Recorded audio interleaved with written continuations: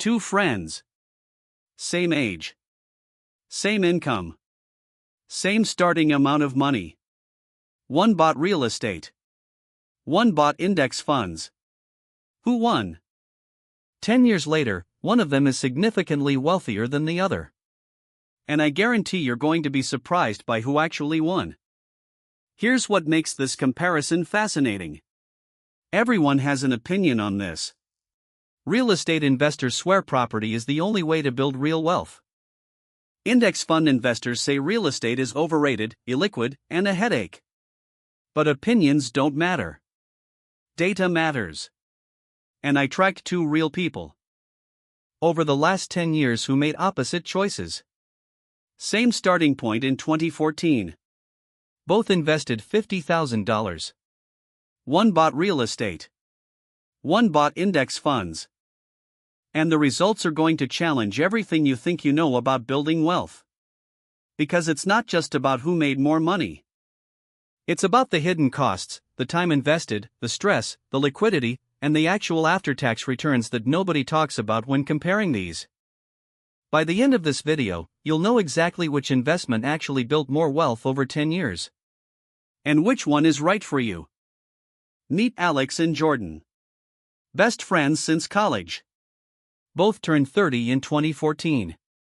Both making $65,000 per year. Both managed to save $50,000 to invest. Both wanted to invest it to build wealth. Alex believed in real estate. He read Rich Dad Poor Dad. He listened to Bigger Pockets podcasts religiously. He was convinced that real estate was the path to wealth. He wanted to buy a rental property. He was all in on real estate investing. Jordan believed in index funds. She read about Warren Buffett's bet against hedge funds. She understood compound interest. She wanted simple S&P 500 index funds. Same starting point. Opposite strategies. Let me show you exactly what happened over the next 10 years. And I promise you, this will surprise you.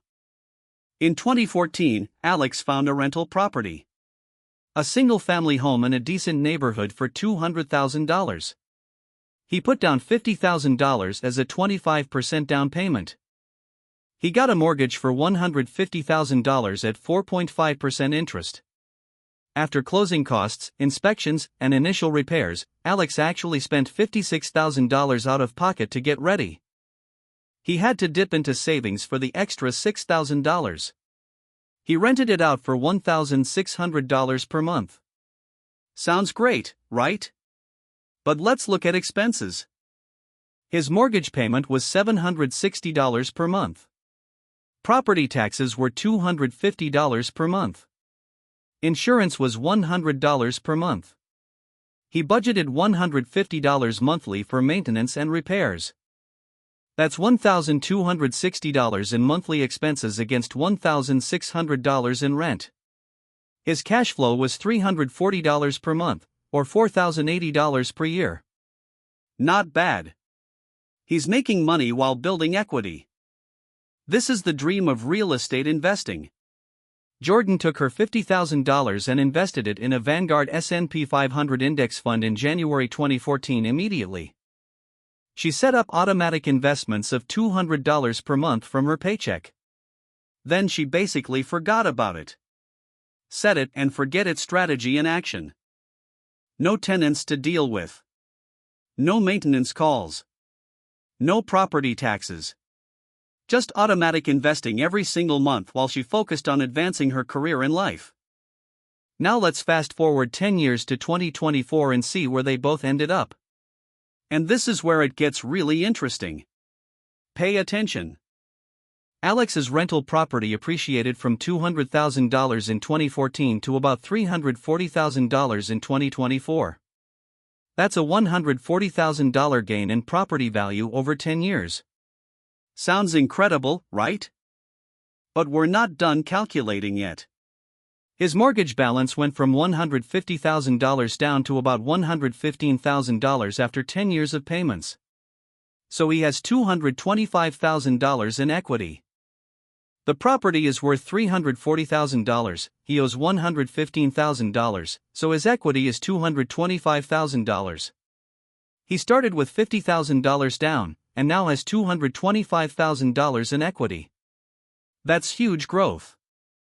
That's a $175,000 gain. Plus he collected that $340 per month in cash flow for 10 years, which is $40,800 in total cash flow received. Total wealth created, $215,800. His $50,000 turned into about $266,000 when you include equity and cash flow. That's a 432% return over 10 years. Amazing, right? Alex is feeling pretty good about his real estate investment. He more than quintupled his money. But wait, we're not done. We need to account for something. Alex spent approximately 10 hours per month managing the property over 10 years. Dealing with tenants, maintenance issues, property inspections, collecting rent, handling problems. That's 1,200 hours over 10 years. He had 3 major repair expenses. A new roof for $8,000. HVAC replacement for $6,500. Plumbing issues for $3,200 total. That's $17,700 in major repairs not covered by his monthly maintenance budget. He had 2 periods of vacancy totaling 8 months where he collected no rent. That cost him about $12,800 in lost rent and covered expenses during vacancy. When you subtract the $17,700 in major repairs and the $12,800 in vacancy costs from his $215,800 gain, his real profit is about $185,300. Still good, but not as impressive as it first looked when we only saw the equity. Now let's look at Jordan. She invested $50,000 in January 2014 and added $200 per month for 10 years. That's $24,000 in additional contributions over the decade. The S&P 500 returned about 12.8% annually from 2014 to 2024 with dividends reinvested. Her $50,000 plus $200 monthly contributions grew to approximately $228,000 by 2024. She invested $74,000 total and ended with $228,000. That's a gain of $154,000. Compared to Alex's adjusted gain of $185,300, Alex made about $31,000 more. So real estate won, right? Alex made more money. Case closed. Real estate is better. But not so fast. We need to look at the full picture. Because there are factors we haven't accounted for yet. Alex's 1,200 hours of work over 10 years. If we value his time at even $25 per hour, that's $30,000 in opportunity cost. Suddenly his $31,000 advantage disappears. Now they're basically even when you account for his time invested in managing the property. Alex faces capital gains tax when he sells. If he sells that property, he'll owe taxes on the gain. Jordan can hold her index funds and defer taxes. Alex's wealth is locked in an illiquid asset.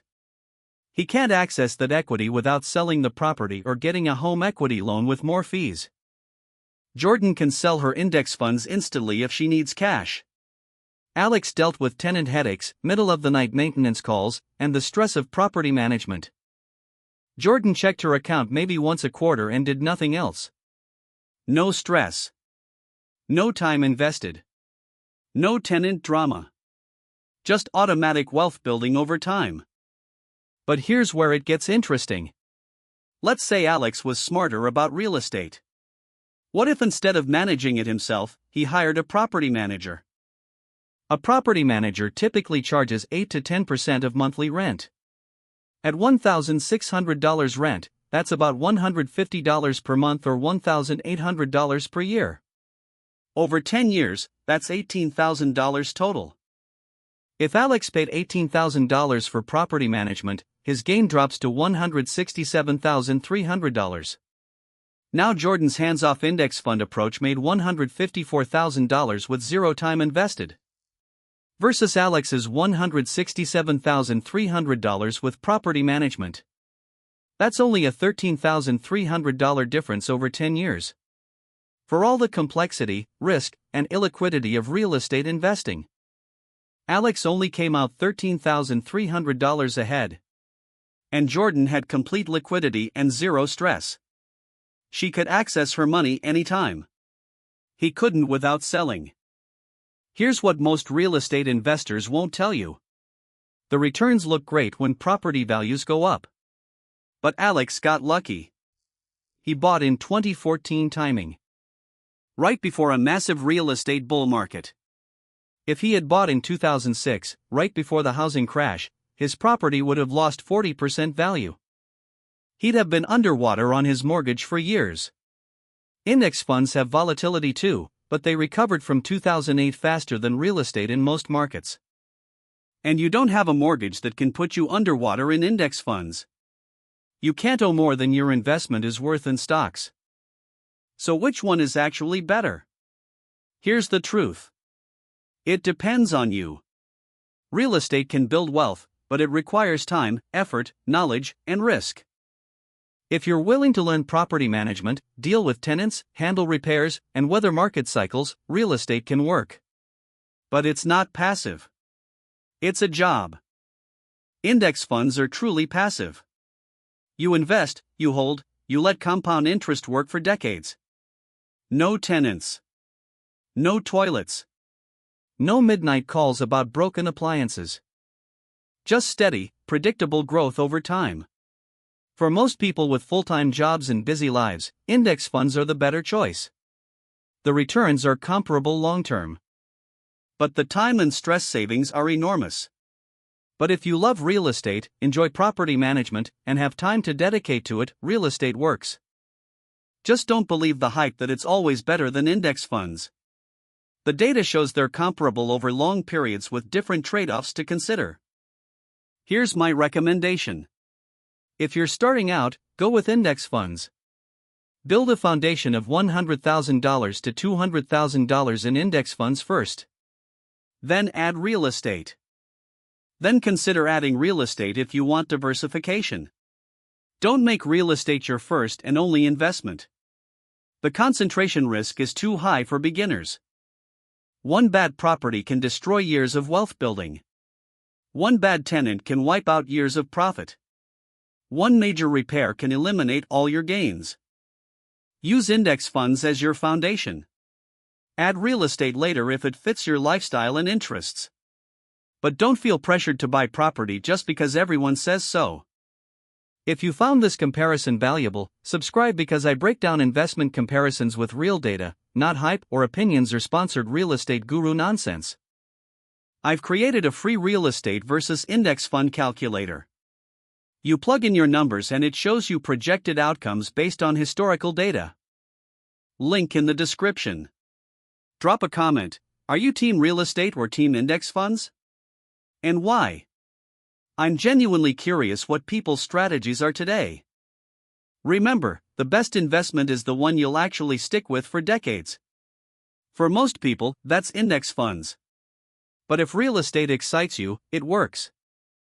Thanks for watching, and I'll see you in the next video where I compare more investment strategies with real 10-year data.